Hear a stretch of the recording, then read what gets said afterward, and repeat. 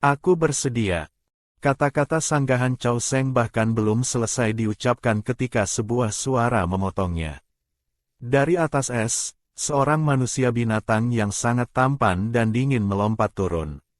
Dia berjalan dengan anggun, mengabaikan ekspresi Bai Ni yang memburuk, dan berjalan lurus ke depan Chow Seng. Halo, namaku Yingsu. Aku manusia binatang beruang es. Chow Seng menatap Yingsu dengan heran. Sepintas ingatan tentang beruang es melintas di benaknya, satu-satunya amfibi berbulu di dunia lautan ini. Zizi menyipitkan matanya yang memesona. Yingsu, apa kamu sudah gila? Dia hanyalah pendosa yang diasingkan. Zizi sudah lama mengenal Yingsu. Yingsu adalah beruang es terakhir di Laut Kutub. Dia tidak punya suku dan hidup sendirian. Semua manusia binatang di Laut Kutub mengira dia tidak akan hidup lama, tetapi dia berhasil bertahan hidup hingga dewasa, tidak hanya tampan rupawan, tetapi kekuatannya juga tidak lemah. Zizi tentu saja menyukainya. Tapi sekarang, dia malah secara sukarela menawarkan diri untuk menjadi suami putri duyung ini. Bukankah ini berarti Zizi lebih buruk daripada pendosa yang bereputasi buruk ini? Alis Zizi yang dingin dipenuhi amarah, tatapan marahnya tertuju lekat pada Yingsu. Tapi Yingsu tampaknya sama sekali tidak merasakan tatapan manusia binatang lain. Sepasang mata birunya menatap Chow Seng, perlahan berkata, aku bersedia menikahinya, menghormatinya sebagai istriku. Chow Seng menatap manusia binatang asing ini, ingin menolak, tetapi situasi saat ini mendesak. Dia tidak bisa memikirkan alasan yang cocok untuk menolak. Wajah Bai Ni tampak muram menatap tamu tak diundang ini, matanya yang bulat hampir memercikkan api. Tapi kata-kata yang keluar justru, Seng, terima dia. Chow Seng menatap Bai Ni dengan bingung. Kenapa? Bai Ni menahan tatapan bingung Chow Seng, mengerucutkan bibirnya dengan sedih, lalu berbisik pelan di telinga Chow Seng, nanti aku jelaskan padamu. Ikuti saja dia dan setuju dulu. Chow Seng menghela napas tanpa suara. Baik, aku setuju. Melihat Chow Seng setuju, Yingsu tersenyum tipis. Dia berjalan ke sisi Chow Seng dan mengeluarkan gelang karang merah yang dipoles halus dari balik pakaian kulit binatangnya yang putih. Gelang itu dipoles dengan sangat teliti, dihiasi ukiran rumput laut yang indah. Bai Ni menatap gelang itu, berharap bisa melubanginya dengan tatapannya. Ada yang tidak beres. Kenapa rasanya orang ini sudah siap? Chow Seng tidak terlalu memikirkannya, dia langsung menerima gelang itu dan mengucapkan terima kasih dengan sopan. Pada saat ini, pesta perburuan harta karun pun berakhir. Chow Seng mengantar suku Jingju pergi. Dia berbalik badan, menatap kedua manusia binatang laut di belakangnya dan berkata, tempatku kecil, jangan tersinggung ya. Sarang kecil Chow Seng berada di sebuah gua di bawah tepi es. Dia menemukan sebuah kerang besar untuk dijadikan tempat tidurnya dan melapisinya dengan rumput laut yang harum. Begitu masuk ke dalam air, Chow Seng dan Bai Ni berubah menjadi wujud binatang mereka. Dia berenang beberapa putaran, lalu menatap Yingsu yang masih dalam wujud manusia dengan sedikit kebingungan di matanya. Yingsu tersenyum tipis dan berkata, aku terbiasa menggunakan wujud manusia. Chow Seng tidak punya kebiasaan mengorek masalah orang lain dan tidak ingin mencari tahu rahasia yang tidak ingin diceritakan. Dia membawa Bai Ni dan Yingsu berenang ke sarang kecilnya. Apa kalian lapar? Aku masih punya sedikit ikan salju. Ikan salju itu didapatnya semalam, dia menggunakan kekuatan sihir untuk mengawetkannya. Bai Ni mengangguk penuh semangat, matanya yang bulat hitam berbinar-binar, langsung teringat aroma harum yang diciumnya hari itu. Yingsu berkata dengan sedikit canggung, aku ikut saja. Sesampainya di tepi es, Bai Ni berubah menjadi wujud manusia, sementara Chow Seng tetap dalam wujud putri duyung. Dia duduk di tepi es, mengarahkan Bai Ni dan Yingsu untuk membersihkan daging ikan. Setelah itu, daging ikan yang sudah bersih diletakkan dengan rapi di atas tanah. Chow Seng memejamkan matanya, api yang menari-nari terpantul di matanya yang kosong. Dia mengumpulkan kekuatan sihir di kedua tangannya. Beberapa ikan langsung terangkat dan melayang di udara. Api kuning keemasan menyelimuti ikan salju, memanggang daging ikan yang segar itu perlahan-lahan. Yingsu menatap pemandangan di depannya dengan tak percaya. Api kuning keemasan itu membawa aura berbahaya yang membuat Yingsu merasa sedikit takut.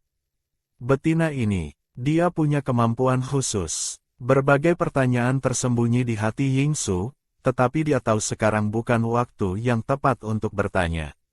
Dia hanya bisa diam-diam menyaksikan pemandangan mengejutkan di depannya. Daging ikan dipanggang hingga kuning keemasan, mengeluarkan aroma yang membuat air liur menetes. Bai Ni menatap Chow Seng dengan penuh harap. "Seng, apa sudah boleh dimakan?" Chow Seng melihatnya dan berkata, "Sudah boleh." Bai Ni langsung melahap seluruh ikan dalam satu suapan. Dengan puas dia memuji, "Seng, enak sekali." Chow Seng melihat ikan di tangan Bai Ni menghilang dengan cepat, dan bertanya dengan sedikit khawatir, "Kalau kamu tidak kenyang, bagaimana kalau ikanku ini untukmu juga?" Bai Ni mengira Chow Seng menganggapnya makan terlalu banyak. Dia menundukkan kepalanya dengan sedikit malu. "Tidak perlu. Nanti aku akan mencari makan sendiri." Dengan ukuran tubuh paus pembunuh, wajar jika makannya banyak.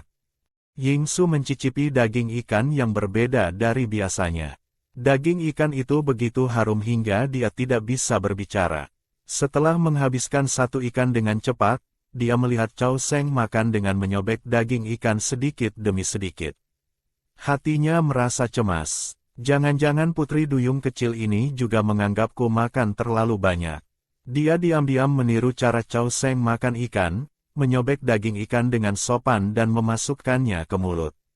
Tapi satu suapan daging bahkan tidak cukup untuk mengisi sela giginya, rasanya sama sekali tidak terasa. Waktu berlalu sedikit demi sedikit. Setelah menghabiskan satu ikan, Chow Seng sudah kenyang. Dia memberikan ikan lainnya kepada Bai Ni dan Yingsu. Setelah mereka selesai makan, Chow Seng memasang sikap ingin bicara. "Bicaralah." Suaranya yang merdu terbawa angin laut masuk ke telinga Bai Ni dan Yingsu.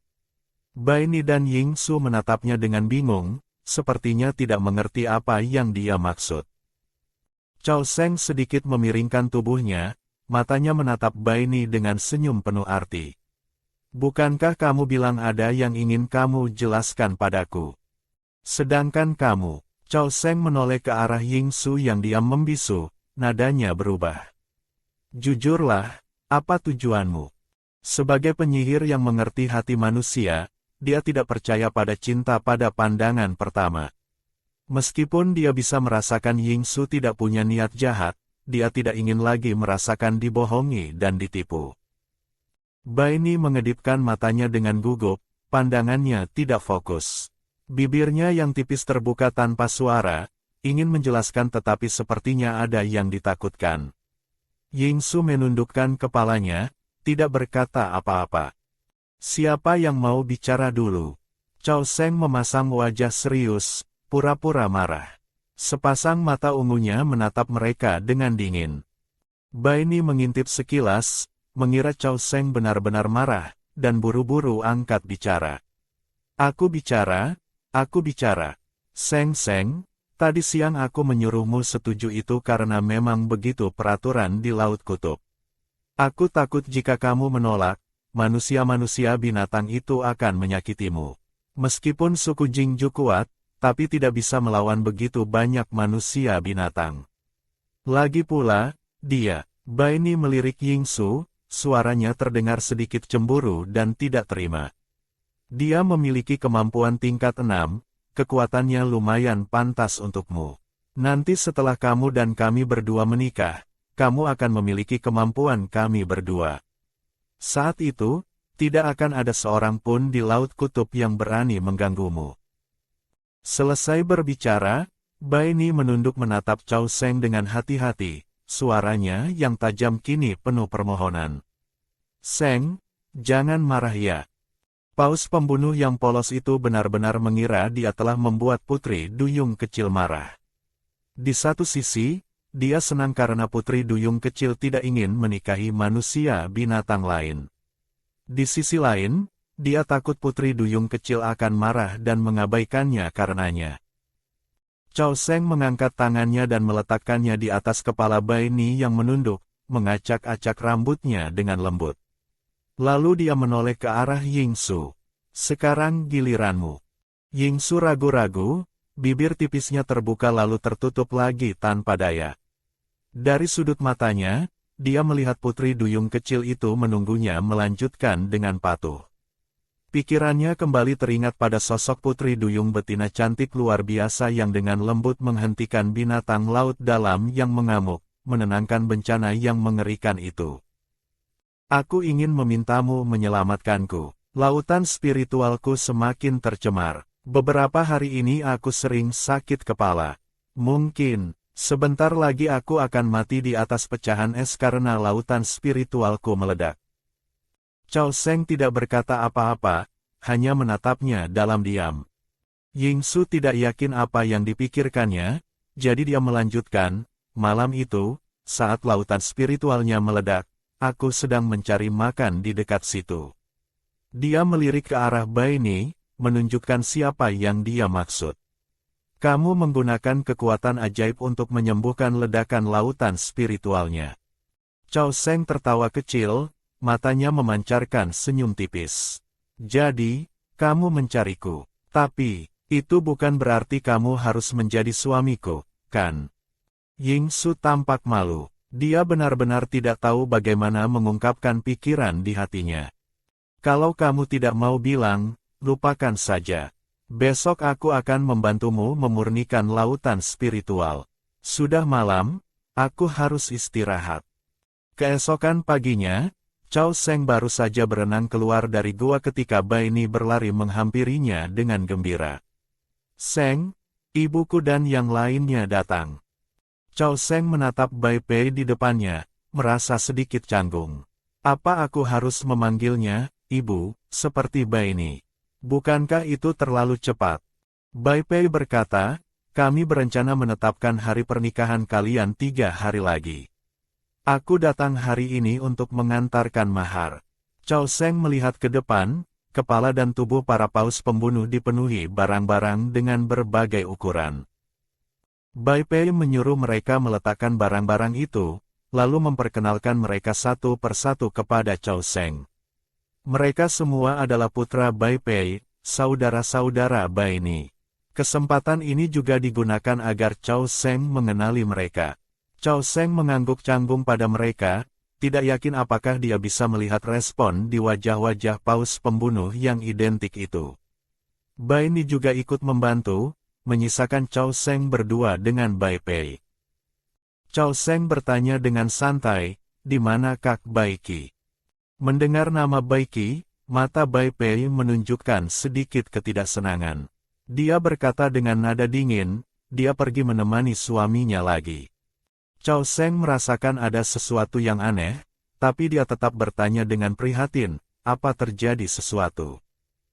Bai Pei mendengus dingin, jelas tidak ingin membicarakan masalah yang menyebalkan itu.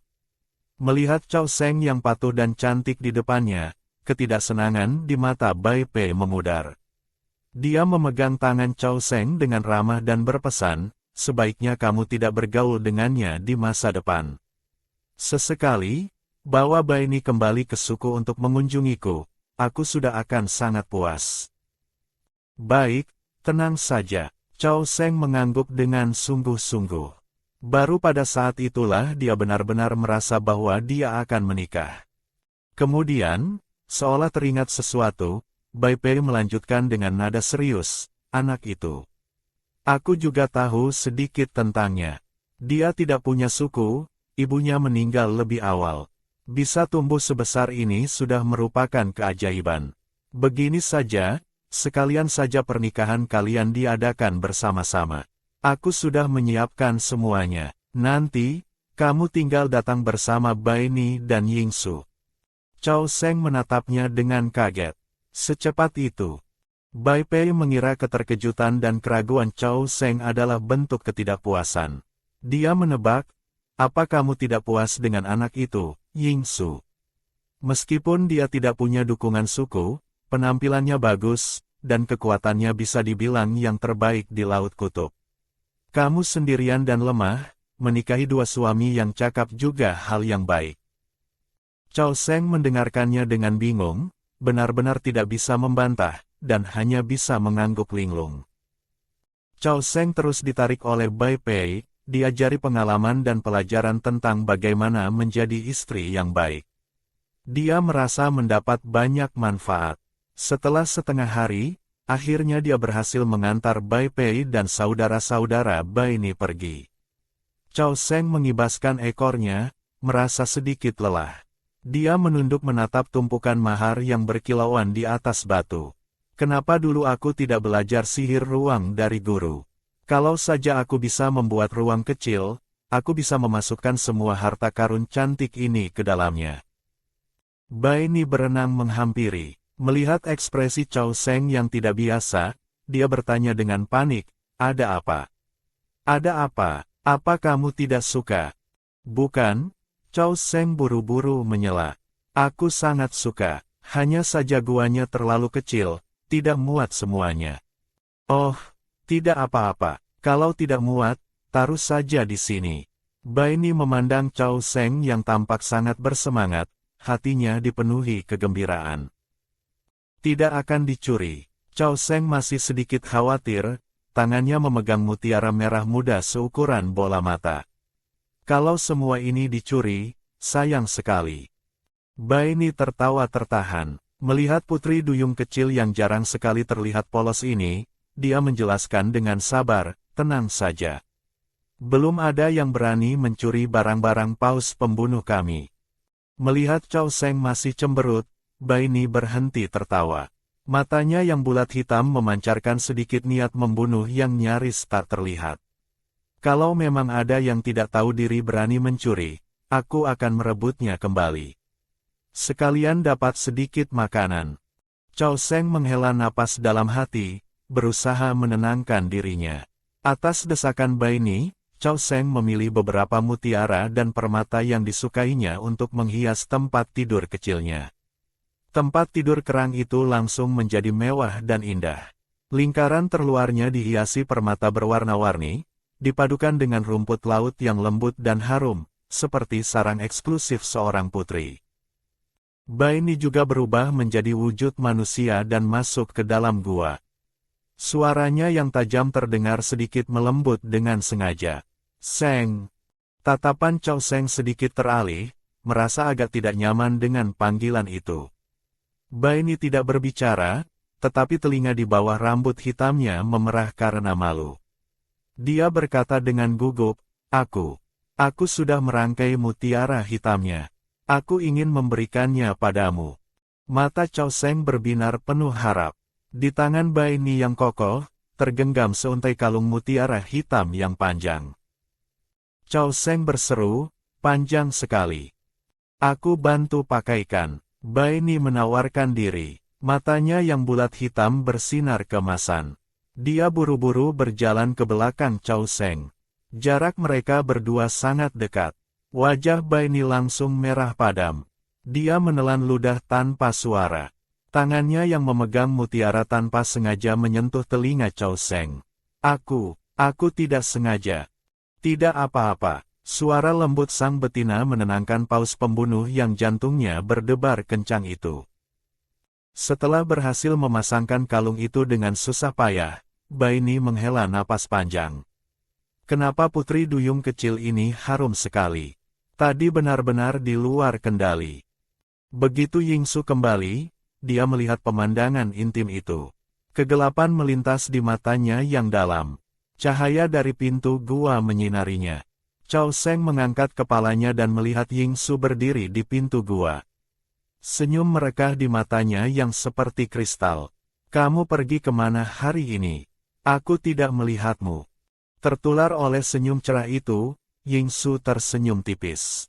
Dia berjalan cepat ke depan Chow Seng dan mengeluarkan sebuah cincin yang hangat di tangannya. Seharusnya hari ini suami yang mengantarkan mahar. Aku pikir seumur hidup ini aku tidak akan punya istri, jadi aku tidak pernah. Suara Yingsu bergetar karena gugup dan malu. Dia pernah mendengar banyak betina yang tidak menyukai suami mereka karena mahar yang sedikit. Meskipun Chao Seng bukan betina seperti itu, dia juga tidak ingin dipandang rendah. Bulu mata Yingsu sangat unik. Di antara bulu mata hitamnya, ada beberapa helai berwarna putih. Saat ini, bulu mata itu bergetar gelisah, seperti sayap kupu-kupu. Dia teringat tumpukan mutiara dan makanan lezat di luar gua. Dia pasti menyukai barang-barang itu, kan? Terima kasih, aku sangat suka. Satu kalimat sederhana itu langsung membuat Yingsu lega. Wajahnya yang tampan dan elegan dipenuhi keseriusan. Tenang saja, aku akan menebusnya nanti. Cih, masih mau menebusnya? Bai Ni mendengus dingin. Kalau bukan karena orang menyebalkan ini datang mengganggu, aku pasti sudah berhasil memeluk istriku tadi. Bai Ni, Chao Seng memberinya tatapan tajam. Kemudian, dia memakai cincin itu di jari tengahnya. Agak longgar, tapi tidak masalah. Cincin itu sepertinya dipoles dari sejenis mineral, dengan batu permata kuning yang sangat indah tertanam di tengahnya, memancarkan cahaya putih redup. Cincin itu tampak sedikit berdebu karena dimakan waktu. Chao Seng mengamatinya sejenak, lalu menatap Yingsu dengan puas, matanya dipenuhi senyuman. Aku benar-benar sangat suka. Baguslah kalau kamu suka. Yingsu menatap cincin yang melingkar di jari Chao Seng, matanya melembut. Itu adalah peninggalan ibunya. Saat dia berusia 5 tahun, ibunya meninggal secara tak terduga. Tidak lama kemudian, ayahnya pun menyusul. Hari ini, dia pergi mencari cukup lama, awalnya ingin mencari barang bagus sebagai mahar, tapi dia merasa tidak ada yang cocok, tidak cukup bagus untuknya. Akhirnya, dia hanya bisa memberikan cincin ini. Ini adalah satu-satunya miliknya. Pada saat ini, Chao Seng berkata kepada mereka berdua, hari pernikahan kita ditetapkan 3 hari lagi. Mendengar itu, Yingsu tertegun. Matanya berkilat bingung. Dia menunjuk dirinya sendiri dan bertanya, kita. Chao Seng tersenyum tipis. Pemimpin Bai Pei bilang kamu tidak punya suku yang mengurusimu, jadi sekalian saja pernikahan kita bertiga diadakan bersama. Yingsu terdiam sejenak, lalu menoleh ke arah Bai Ni dan mengucapkan terima kasih dengan tulus. Waktu berlalu hingga larut malam. Tengah malam, saat para manusia binatang sedang tertidur lelap, aroma busuk yang memuakkan tercium masuk ke dalam gua melalui air laut. Chao Seng segera bangkit. Dia mengendus dengan hati-hati aroma yang menjijikkan itu. Pupil matanya bergetar penuh semangat. Dia segera berenang keluar gua mengikuti aroma itu. Seng, kamu mau kemana? Bai Ni terbangun oleh gerakannya dan bertanya. Aku keluar sebentar, akan segera kembali. Bai Ni yang berniat mengikuti Chao Seng terdiam sejenak, lalu berbaring kembali dengan sedih. Chao Seng terus berenang mengikuti aroma itu.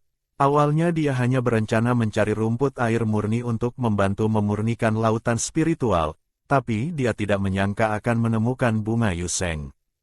Efek pemurnian bunga Yuseng 10 kali lipat lebih kuat daripada rumput air murni. Aromanya semakin kuat. Chao Seng segera menemukan bunga putih yang menyembul dari antara ganggang hijau. Setelah memastikan bunga kecil di depannya benar-benar bunga Yuseng, dia menahan napas. Seutas kekuatan sihir ungu samar meluncur dari ujung jarinya, melayang ke arah bunga putih kecil itu. Dalam sekejap mata, kekuatan sihir itu kembali ke tangan Chao Seng sambil membawa bunga Yuseng. Chao Seng berenang gembira di laut sambil membawa bunga Yuseng, sama sekali tidak menyadari pusaran air hitam di belakangnya. Seekor ular laut biru yang indah menjulurkan kepalanya dari pusaran itu dan langsung menggigit bahu putih putri duyung kecil. Rasa sakit yang tajam menjalar. Begitu Chao Seng menyadari ada yang tidak beres, matanya menggelap dan dia pingsan. Lengan yang kuat dan kokoh menangkapnya. Dia menghilang bersama pusaran air hitam itu. Zuche dengan lembut meletakkan putri duyung kecil di tangannya ke atas tempat tidur mutiara yang telah disiapkannya dengan cermat. Dia dengar, manusia binatang tingkat 5 dari suku Jingju yang baru dewasa itu menjadi suaminya dan memberinya banyak mutiara besar, jadi dia sengaja menyiapkan tempat tidur mutiara ini untuknya. Melihat putri duyung kecil yang pingsan di tempat tidur, Zuche menyipitkan matanya menikmati. Masa birahinya kali ini sangat panjang dan sulit ditahan, jadi dia terpaksa mencuri putri duyung kecil itu ke sini. Zuche membungkuk, menempel di leher putri duyung kecil, dengan rakus mengendus aroma yang membuatnya gila. Aroma lembut itu memasuki paru-parunya. Matanya yang tadinya linglung kini dipenuhi kegilaan dan hasrat posesif. Rangsangan dari aroma yang menyatu membuatnya tidak bisa menahan diri untuk berubah wujud.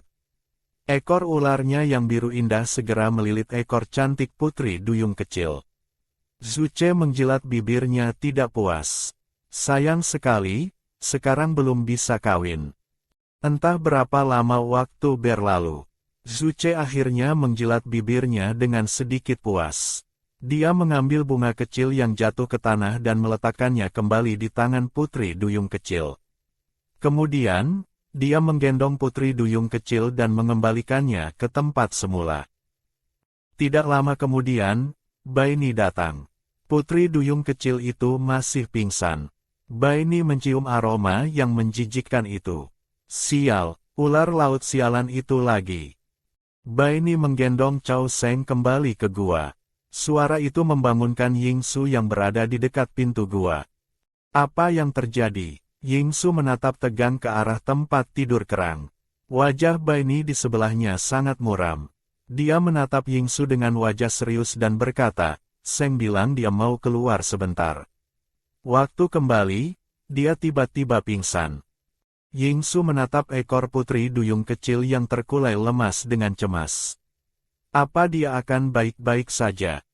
Baini menggelengkan kepalanya, matanya berkilat penuh kebencian. Teringat kejadian sebelumnya, dia menjawab dengan dingin, dia akan baik-baik saja. Yingsu tidak bertanya lebih banyak. Jika Baini bilang tidak apa-apa, seharusnya memang tidak apa-apa. Tapi dia masih merasa khawatir dan berjaga di pintu gua. Waktu berlalu sedikit demi sedikit. Keesokan paginya, sinar matahari menembus ke dalam laut. Yingsu mengedipkan matanya yang silau. Dia tanpa sadar melihat ke arah Chao Sheng di tempat tidur kerang. Ekor ungunya yang terkulai bergerak sedikit. Mata Yingsu berbinar. Dia bergegas menghampiri dan bertanya dengan nada khawatir, Sheng, bagaimana perasaanmu? Apa ada yang tidak nyaman? Chao Sheng menggosok kepalanya yang pusing. Rasanya dia hanya tidur, tapi tubuhnya terasa sangat lelah dan berat, seolah baru bekerja seharian. Dan di beberapa bagian kulitnya, terasa sedikit gatal. Perasaan ini, sangat familiar. Apa aku pingsan lagi? Chao Sheng berusaha keras untuk mengingat, tetapi tidak peduli seberapa keras dia mencoba, dia tidak bisa ingat bagaimana dia pingsan. Wajah cantik putri duyung kecil itu berkerut, penuh penderitaan. Melihatnya, Baini dan Yingsu merasa sangat kasihan.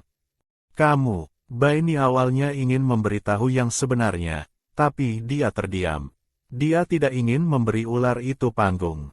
Otaknya yang cerdas berputar, dan Baini mengganti ceritanya, mengarang omong kosong, sepertinya kamu digigit oleh sesuatu yang kotor.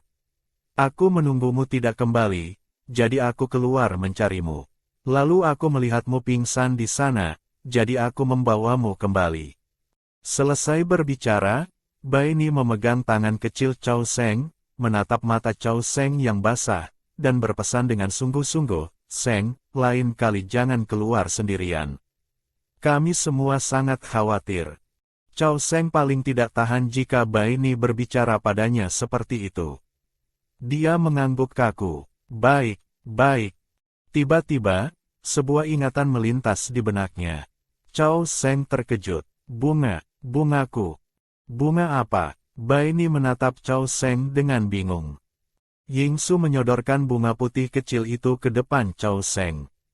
Chao Sheng menghela napas lega. Kenapa ada padamu? Aku menemukannya di atas batu, kata Yingsu dengan lembut.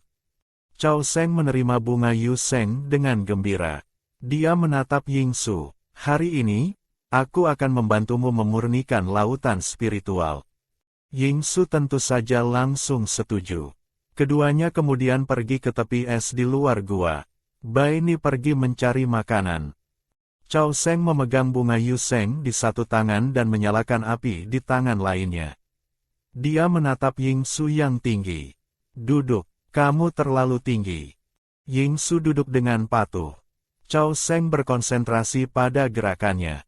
Bunga Yu Sheng perlahan berubah menjadi abu di bawah api, mengeluarkan bau menyengat. Chao Sheng membagi abu itu menjadi dua tumpukan. Satu tumpukan dibungkus dengan kekuatan sihir membentuk bola kecil, sementara tangan lainnya memegang tumpukan sisanya. Tutup matamu. Yingsu menutup matanya dengan patuh. Chao Sheng meniup tumpukan abu itu dengan lembut. Abu bunga itu seolah memiliki mata, mengebor masuk ke kepala Yingsu. Abu hitam itu bertabrakan dengan kotoran hitam, perlahan-lahan menghilangkannya dan mengubahnya menjadi kabut putih bersih. Saat itulah, seutas kekuatan sihir ungu masuk, terjalin dengan kabut putih, lalu membawa kabut putih itu kembali ke tubuh Chao Sheng. Energi di udara berubah menjadi partikel kasat mata, masuk ke tubuhnya dan menyatu dengan kekuatan sihirnya. Pada saat ini, Yingsu juga membuka matanya yang terpejam erat. Seiring dengan hilangnya kotoran hitam yang mengganggu dan menyiksanya, matanya yang semula keruh kini menjadi jernih. Yingsu menunduk, menatap Chao Sheng dengan dalam. Kebahagiaan perlahan menyebar di hatinya. Dia memanggilnya dengan gembira, Sheng. Bulu mata Chao Sheng yang tebal dan lentik terbuka. Suaranya yang manis terdengar sedikit serak. Ada apa? Yingsu hanya tersenyum tipis. Matanya bersinar seperti mutiara. Sheng, aku sembuh. Terima kasih. Suara betina yang melembutkan hati itu membuat Chao Sheng sedikit gugup, rona merah tipis muncul di pipinya. Tidak apa-apa, itu yang harus kulakukan. Chao Sheng menundukkan kepalanya dengan tidak nyaman, sama sekali tidak berani menatap mata Yingsu yang panas membara.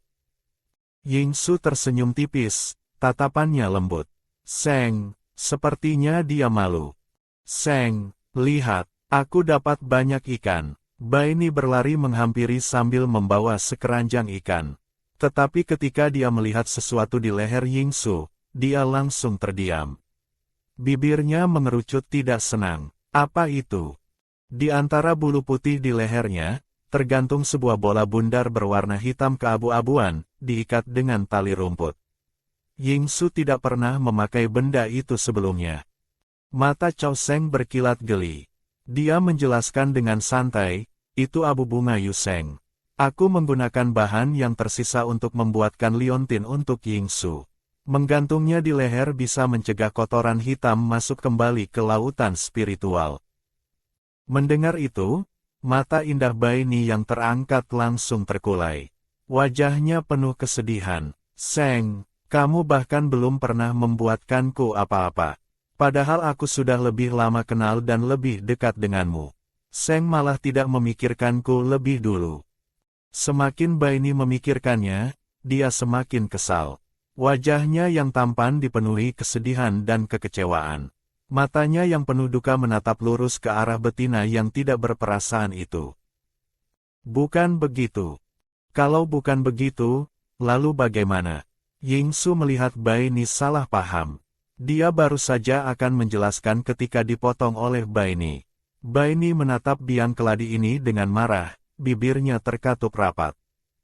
Bai Ni, lihat ini apa?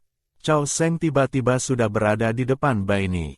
Telapak tangannya yang terkepal terbuka, memperlihatkan kalung yang sama persis dengan yang ada di leher Yingsu. Mata Bai Ni langsung berbinar. Dia bahkan tergagap, ini untukku. Chao Sheng mengangguk. Bai Ni buru-buru mengambilnya seperti harta karun, memegangnya di telapak tangannya, dan mengamatinya tanpa berkedip, seolah ingin melubanginya dengan tatapannya. Chow Seng melihat tingkah konyolnya, senyumnya semakin dalam. Kamu lihat terus juga tidak akan berubah jadi dua. Mendengar itu, telinga Baini memerah. Dia sepertinya sadar bahwa tingkahnya tadi agak bodoh. Dia akhirnya mengalihkan pandangannya dan dengan hati-hati mengenakan kalung itu di lehernya. Kemudian, dia menoleh ke Chow Seng dan bertanya, "Seng, kenapa kamu kepikiran membuatkan ini untukku?" Mata Baini berbinar-binar. Kalau saja tidak ada Yingsu di sebelahnya, dia pasti sudah memeluk Chow Seng dan berputar-putar kegirangan. Chow Seng terdiam ditanya seperti itu. "Kenapa aku membuatkannya untukmu?" "Tentu saja karena takut kamu merajuk." Lautan spiritual Yingsu dibersihkan menggunakan abu bunga Yuseng, efeknya pasti tidak sebaik jika langsung menggunakan kekuatan sihir. Jadi, memakai bola abu bunga Yuseng bisa membantu mencegah dan memperkuatnya. Lautan spiritual Baini sudah dibersihkan dengan sangat bersih dan sama sekali tidak membutuhkan ini. Tapi dia tahu pentingnya bersikap adil.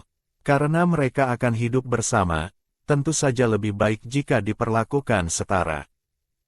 Chow Seng menatap Yingsu yang duduk diam di samping dan melambaikan tangannya. Yingsu, yang tadi berjalan menjauh dan duduk di tempat kosong, melihat Chow Seng memanggilnya. Matanya bergerak, dan dia bangkit berjalan menghampirinya. Baini melihat Yingsu berjalan kembali, dia mendengus, tetapi tidak mengatakan apa-apa. Chow Seng menatap kedua manusia binatang tampan setinggi 2 meter di depannya. Matanya lembut dan serius saat dia berkata kepada mereka, "Kalian berdua sudah memberiku mahar. Aku harus membalasnya. Aku diasingkan ke sini dan tidak punya barang berharga apapun.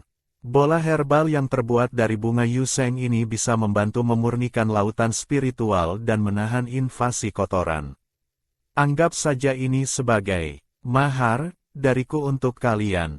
Saat berbicara, wajah Chow Seng memerah karena malu. "Maaf, aku hanya bisa memberikan ini sekarang. Seng, bisa bertemu denganmu. Kami benar-benar sangat beruntung. Jadi, mahar atau apapun itu, sungguh tidak penting." Mata Yingsu beriak, sudut bibirnya melembut. Mendengar mereka berkata begitu, bulu mata Chow Seng bergetar. Dia berkata dengan tegas, "Aku akan berusaha bersikap baik pada kalian di masa depan." Kemudian, dia menunjuk ikan yang dibawa Baini dan berkata, "Aku akan memanggang ikan untuk kalian." Api yang terang memanggang ikan hingga matang. Baini sudah tidak sabar mengambilnya dan mulai makan. Sambil makan, dia kepanasan. Mulutku seperti terbakar." "Bodoh, itu bukan terbakar." Chow Seng bergumam pelan. Baik. Baini dengan malas menyobek sepotong daging ikan, nadanya lesu. "Mulutku kepanasan." Yingsu menatap mereka berdua, senyum tipis terukir di matanya. Tiba-tiba, ekspresinya berubah. Dia bertanya, "Seng, apa dulu kamu juga membersihkan lautan spiritual Baini seperti ini? Kamu juga mengerti tentang tanaman obat?" Topik yang selama ini dihindari akhirnya diungkit. Chow Seng menghela napas dalam hati. Dia mengeluarkan alasan yang sudah disiapkannya. "Sebelumnya aku menggunakan metode lain.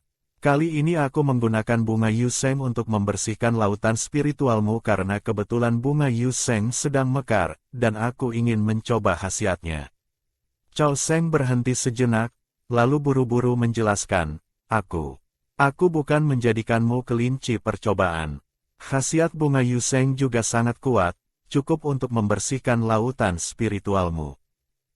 Aku tahu, Yingsu tidak mengerti apa itu, kelinci percobaan. Dia percaya Chow Seng tidak akan mencelakainya. Pikiran Chow Seng berkecamuk. Dia mencari tanaman obat kemana-mana karena dia sudah terlanjur berjanji di pesta perburuan harta karun. Jika benar-benar ada manusia binatang yang datang meminta bantuannya, dia pasti tidak bisa membersihkan lautan spiritual mereka seperti yang dilakukannya pada Baini. Saat ini, semua manusia binatang, cepat atau lambat, akan menghadapi masalah lautan spiritual yang tercemar. Jika kemampuannya untuk memurnikan lautan spiritual begitu saja diketahui orang, dia pasti akan menjadi pusat perhatian. Pandangan Chow Seng menerawang jauh. Sambil makan ikan bakar, dia berkata, "Tunggu saja. Nanti, saat musim gugur, aku akan mencarikan kalian beberapa obat yang bisa meningkatkan kemampuan khusus." Bai Ni dan Ying Su sama-sama tertegun. Ada tanaman obat yang bisa meningkatkan kemampuan khusus. Tentu saja, nanti kalian akan tahu. Dagu Bai Ni terangkat, matanya yang indah menunjukkan sedikit rasa ingin tahu. Seng, apa manusia binatang di wilayah laut lain juga tahu sebanyak ini sepertimu? Atau hanya putri duyung di laut pelangi kalian yang tahu? Bai Ni selalu tinggal di laut kutub, informasinya terbatas. Tapi dia tahu bahwa wilayah laut di luar sana sangat berbeda. Dia tidak tahu seperti apa tempat tinggal Seng sebelumnya. Kalau tidak salah, seharusnya hanya aku yang tahu. Meskipun dalam hatinya berpikir begitu, Chow Seng tetap berbohong dengan tenang. Hal-hal ini sangat jarang diketahui manusia binatang. Aku juga kebetulan tahu sedikit. Saat berbicara, dia mengedipkan matanya dengan gugup. Pandangannya beralih ke Ying Su yang diam di sampingnya, matanya berkilat licik. Dia mengalihkan pembicaraan tanpa kentara. "Ying Su, apa kemampuan khususmu? Aku bahkan belum tahu." Ying Su, yang tiba-tiba disebut, tampak sedikit terkejut. Kemudian, senyum lembut tersungging di bibirnya. Dia mengangkat tangannya sedikit, dan sebatang tanaman rambat hijau muncul dari telapak tangannya. "Aku elemen kayu, tingkat 6. Apa hebatnya?" Bai Ni mendengus jijik. "Aku juga akan segera naik ke tingkat 6. Malamnya, Chow Seng menatap kedua manusia binatang tampan di depannya dengan bingung. Dia memainkan jari-jarinya dengan canggung. "Kalian, mau apa?" Selama 2 malam terakhir, Ying Su tidur di tepi es di atas air, sementara Bai Ni berubah menjadi wujud binatangnya dan tidur di dasar laut di depan gua. Ying Su melihat ekspresi malu Chow Seng, sudut bibirnya terangkat tanpa sadar. "Seng, kita kan akan menikah. Tinggal bersama cepat atau lambat akan terjadi. Jadi, lebih baik kita mulai membiasakan diri sekarang." Bai Ni meliriknya sinis. "Seng juga panggilanmu." Tapi di permukaan, dia setuju. "Benar, Seng. Pasangan yang sudah menikah memang harus tinggal di sarang yang sama." Chow Seng benar-benar terkejut. Sejak dia sadar, dia selalu tinggal sendirian. Dia sama sekali tidak terbiasa ada orang lain di sampingnya saat tidur. Tapi, dia tidak bisa memikirkan alasan yang masuk akal untuk menolak. Dia menatap mereka berdua dengan bingung, lalu mengalah. "Baiklah, kalian boleh tidur di sini. Tapi, tempat tidur kerangku terlalu kecil. Kalian harus cari tempat sendiri." Ying Su mengangguk. Bai Ni, dengan gerak cepat, membersihkan tempat di sebelah tempat tidur kerang untuk dirinya sendiri. Dia berkata dengan bangga, "Kalau begitu aku tidur di sini." Chow Seng menatap dalam diam pada sarang yang jaraknya kurang dari setengah meter dari tempat tidur kerangnya, matanya menunjukkan sedikit kepasrahan. "Semoga malam ini aku tidak insomnia karena ada orang lain." Mendapat izin, Bai Ni semakin bangga. Jarak sedekat ini, anggap saja dia tidur bersama Seng. Meskipun ide ini dari Ying Su, tapi keuntungannya semua untukku. Pantas saja ibu bilang paus pembunuh itu pintar. Melihat interaksi mereka berdua, mata Ying Su tampak sedikit sedih. Dia duduk di atas batu di pintu gua. Kejadian hilangnya Chow Seng dan pingsannya tadi malam benar-benar membuatnya takut. Dia merasa harus melakukan sesuatu agar merasa tenang.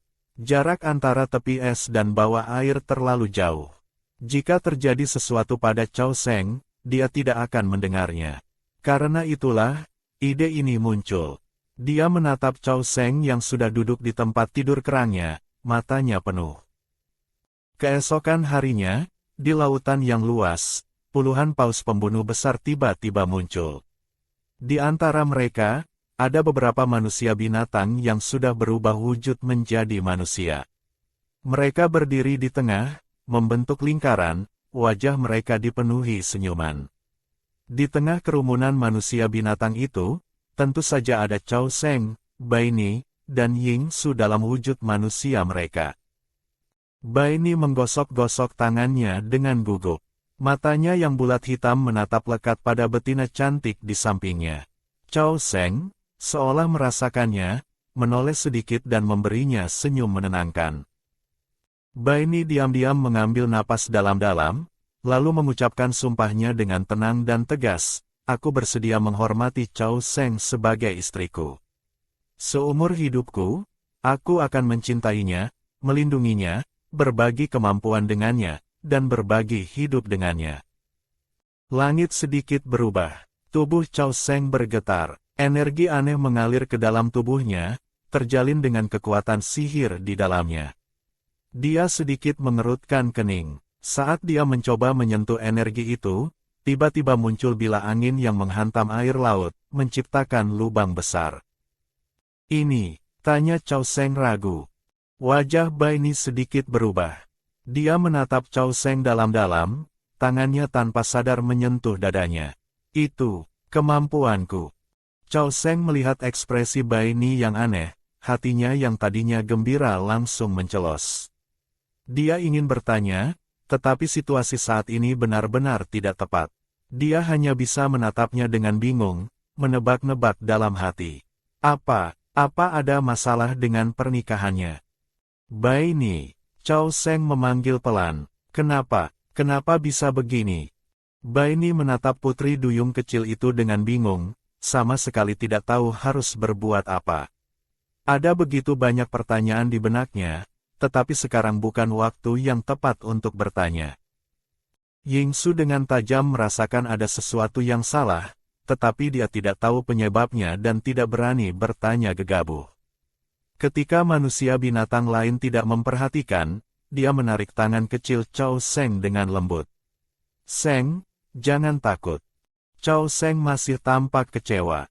Siapapun yang suaminya tiba-tiba berubah sikap di hari pernikahan pasti tidak akan merasa senang. Bai Pei melihat suasana menjadi canggung dan buru-buru menengahi. Dia menjelaskan kepada Chao Sheng, "Pernikahan sudah sah. Kamu sekarang bisa berbagi setengah dari kemampuan Bai Ni. Nanti setelah kalian benar-benar bersatu, kamu bisa berbagi seluruh kemampuannya." Chao Sheng menatap Bai Ni dengan ekspresi rumit, merasakan kekuatan asing itu di dalam dirinya. Dia menghela napas dalam hati. Sungguh ajaib, pemiliknya sedang marah tidak jelas, tapi kekuatan ini malah berkeliaran di dalam tubuhku, seolah menandai wilayah, ingin sekali memasang tandanya sendiri. Suasana antara Chao Sheng dan Bai Ni menjadi sangat aneh, sama sekali tidak ada manis-manisnya pernikahan. Bai Pei melihat suasana tidak enak dan buru-buru menengahi lagi. "Ying Su, sekarang giliranmu." Ying Su menatap Chao Sheng di sampingnya, matanya yang lembut dipenuhi kehangatan. "Sheng." Chao Sheng mengangkat kepalanya, matanya masih linglung, tetapi sudut bibirnya yang terkulai akhirnya tersenyum tipis. "Aku bersedia menghormati Chao Sheng sebagai istriku.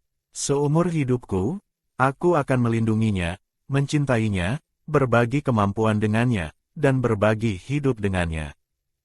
Selesai berkata, dua berkas cahaya lagi menghantam tubuh Chao Sheng dan Ying Su. Chao Sheng merasakan kekuatan lain mengalir masuk dari atas kepalanya. Sementara itu, pupil mata Ying Su mengerut, tubuhnya sedikit gemetar. Tangannya memegang dadanya dengan tak percaya. Dia bisa merasakan ada gumpalan energi aneh yang berputar-putar di sana, berakar. Kekuatan yang sangat asing bersemayam di dadanya. Meskipun ini adalah pernikahan pertamanya, dia tahu bahwa dalam proses normal, manusia binatang jantan tidak akan mengalami perubahan atau merasakan apapun. Perasaan ini, seolah-olah merekalah yang berbagi kemampuan khusus sang betina. Meskipun hatinya bergejolak hebat, melihat begitu banyak manusia binatang di sekitarnya, Yingsu tetap menenangkan ekspresinya. Sudut bibirnya membentuk senyuman lembut. Seng, mulai sekarang, aku adalah suamimu. Ya, Chao Seng memaksakan senyum, pikirannya melayang. Dari reaksi Yingsu dan Baini, dia samar-samar menebak sesuatu. Rahasianya sepertinya sudah tidak bisa ditutupi lagi. Dia tidak punya kekuatan untuk mengarang kebohongan satu persatu untuk menipu mereka. Tapi, haruskah dia jujur pada mereka? Akankah mereka menganggapnya sebagai makhluk aneh? Chao Seng menunduk sedih. Baini dan Yingsu adalah orang-orang terdekat dan paling dipercayainya di dunia ini. Dia tidak ingin berakhir seperti itu dengan mereka. Saat itu, sebuah tangan diam-diam menggenggamnya. Chao Seng mengangkat matanya dengan kaget. Matanya yang basah sedikit memerah.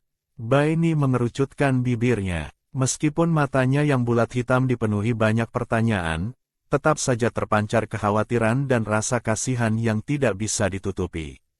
Seng, jangan khawatir. Selesai berbicara, Baini menggoyangkan tangan mereka yang bertautan, bertanya dengan hati-hati, Seng, kamu tidak akan meninggalkanku, kan? Dia tidak takut pada rahasia Seng. Dia hanya takut pada perasaan tidak pasti ini. Tidak akan. Kehangatan mengalir di hatinya yang kosong. Chao Seng tersenyum tulus. Tangan kecilnya balas menggenggam telapak tangan besar Baini. Sah, seru Bai Pei. Begitu kata-kata itu diucapkan, kerumunan di sekitarnya langsung bersorak, memberikan selamat dan merayakan mereka. Manusia binatang jantan paling hebat di suku itu telah menikah. Hari ini adalah hari baiknya. Setiap manusia binatang paus pembunuh dengan tulus mendoakannya. Namun, ada satu manusia binatang yang tampak tidak sejalan dengan kegembiraan para paus pembunuh. Matanya menatap Chao Seng dengan dingin, wajahnya yang lembut menunjukkan senyum tipis yang penuh arti. Chao Seng mengerutkan kening tanpa sadar. Tatapan manusia binatang ini benar-benar menjengkelkan. Dia mendekat ke telinga Baini dan bertanya pelan, Baini, siapa itu? Dia suami kakakku, suaminya Baiki. Mata Chao Seng yang seperti kristal ungu berkilat penasaran. Dia sudah mendengar tentang pria itu dari beberapa manusia binatang, tapi semuanya bukan hal baik. Ceritakan padaku tentang dia. Chao Seng menggoyangkan tangannya, bermanja. Yingsu sudah pergi berburu bersama suku Jingju. Sekarang hanya ada dia dan Baini. Mendengar itu, Baini mengerutkan kening. Dia menatap putri duyung kecil di depannya dengan waspada. Kenapa kamu bertanya tentang dia? Jangan bilang kamu juga terpesona dengan penampilannya. Dasar sialan, menggoda kakaknya saja tidak cukup, sekarang dia mau menggoda istriku juga. Hati Baini dipenuhi amarah, tetapi wajahnya tampak sedih. Suaranya terdengar muram, Seng. Kita baru saja menikah. Apa kamu sudah tertarik pada jantan lain? Ketika wajah pemuda jantan yang sombong dan liar itu menunjukkan ekspresi sedih yang samar, Chao Seng paling tidak bisa menahannya. Tidak, hati Chao Seng tergelitik oleh ekspresi kecil Baini, tetapi dia tetap harus membela diri, menunjukkan kesetiaannya, takut suami barunya ini cemburu. Kamu mikir kemana? Aku tidak tertarik padanya. Baini mendengus pelan. Kata-kata itu saja tidak cukup untuk membujukku. Chao Seng mengerucutkan bibirnya sedikit, nadanya dingin, tetapi matanya memancarkan senyum tipis yang nyaris tak terlihat. Kalau kamu tidak mau cerita, ya sudah. Aku juga jadi tidak ingin tahu sekarang. Baini menghela napas pasrah. Dengan enggan, dia mulai bercerita. Namanya Lian Sun. Dia manusia binatang ikan haring. Sangat jarang ada manusia binatang dari spesies ikan haring. Umur mereka tidak panjang, dan kapan saja bisa menjadi mangsa di mulut orang lain. Tapi dia memang punya kemampuan. Tanpa kekuatan khusus, tanpa suku, dia bisa membujuk kakakku untuk sepenuh hati padanya, rela hanya menikahinya seorang. Berbicara sampai di sini, nada suara Baini meninggi, penuh amarah. Ibuku sering marah pada kakakku karenanya. Setengah dari alasan ketidakakuran ibu dan kakak sekarang adalah karena dia. Sekarang Chow Seng mengerti. Dia menatap Baini dengan geli, lalu bertanya lagi, kalian berdua juga punya masalah. Baini mendengus dingin seolah ekornya diinjak. Itu semua karena dia berkomplot. Kakakku hanya menikahi dia, suami yang tidak punya kemampuan khusus, jadi tentu saja kakak juga tidak punya kemampuan khusus. Padahal dia adalah pemimpin suku Jingju berikutnya yang sudah terpilih. Pemimpin yang tidak punya kemampuan sulit untuk dihormati. Jadi, dia mengincarku. Alis Baini berkerut erat. Setiap kali teringat pada kakak iparnya itu, dia merasa kesal. Chow Seng tentu saja teringat beberapa hal. Matanya yang tenang menunjukkan pemahaman. Baini adalah manusia binatang tingkat 5 dengan potensi besar. Jika dia bisa menikahi istri yang baik dan tinggal di suku, dia tentu bisa membantu kakaknya, Baiki, yang merupakan saudara kandungnya. Chow Seng menyipitkan matanya mengerti. Pantas saja Baiki secara khusus mengatakan hal-hal itu padanya. Manusia binatang dengan kemampuan dan status rendah yang bisa mati kapan saja di laut ini, begitu menemukan pendukung yang kuat, tentu saja akan berusaha sekuat tenaga untuk bergantung padanya. Untuk mengamankan posisinya sebagai satu-satunya suami Baiki, dia membutuhkan seorang pembantu. Misalnya, adik Baiki. Seseorang yang tidak akan mengancam posisi Baiki sebagai pemimpin muda, namun secara alami bisa berdiri di pihak mereka sebagai pelindung. Sayangnya, sekarang Baini telah menghancurkan fantasinya. Dia tidak hanya tidak menikahi istri yang baik dan tinggal di suku, tetapi malah menikah dengannya, seorang pendosa yang reputasinya buruk. Tentu saja Lian Sun tidak akan menunjukkan wajah baik padanya. Saat itu, Baiki kembali dari berburu bersama rombongan paus pembunuh. Yingsu menyerahkan 7 ikan paus yang didapatnya kepada paus pembunuh dari suku Jingju, lalu dengan cepat berenang menuju Chow Seng. Wajahnya yang datar menunjukkan sedikit antisipasi. Seng, 2 ikan paus ini aku tangkap sendiri. Ikan paus yang lain juga tertangkap berkat bantuanku. Aku tidak membuatmu malu, kan? Dia seperti anak kecil yang ingin membuktikan dirinya, menunggu pujian. Chow Seng dengan lembut menyekat tetesan air di wajahnya. Kamu benar-benar hebat. Mata Yingsu berbinar. Dia tersenyum canggung, ingin mengatakan sesuatu yang manis kepada Chow Seng, tetapi diganggu oleh 2 tamu tak diundang.